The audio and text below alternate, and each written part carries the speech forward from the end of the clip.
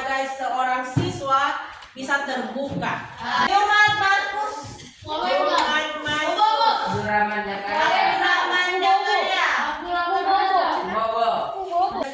mereka supaya bisa ke sekolah setiap pembelajaran. Dan bagi yang sakit, doakan supaya cepat sembuh. Untuk minggu ini pembelajaran masih berhubungan dengan dongeng fantasi. Nah, pada pertemuan sebelumnya berakhir di mana materi dongeng fantasi? Di halaman menulis gagasan dan pikiran dalam bentuk teks dongeng fantasi. Ya, baik. Ya, jadi capaian pembelajaran pada hari ini, yakni murid dapat menulis teks dongeng fantasi dari gagasan, hasil pengalaman, dan imajinasi. Itu capaian pembelajaran.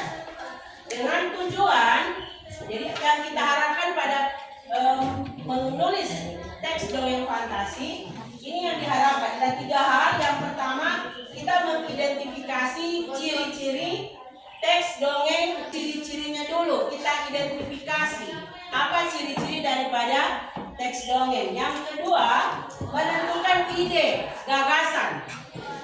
Menentukan ide gagasan untuk menulis dongeng fantasi.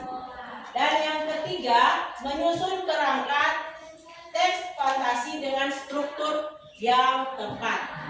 Jadi kita akan menyusun kerangka. Jadi materi hari ini dia menulis teks dongeng tetapi masih berbentuk kerangka.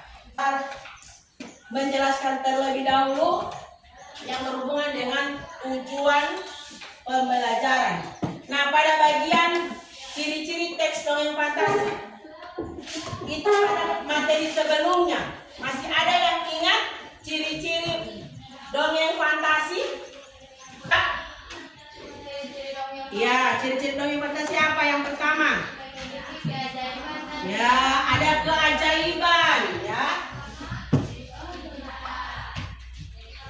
Ada keajaiban. Terus Menggunakan latar yang luas dan beragam.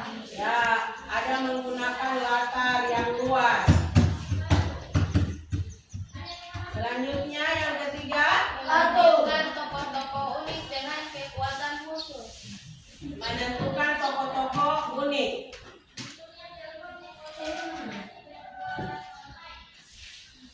Terus Cerita bersifat fiktif atau tidak nyata. cerita jadi seperti itu.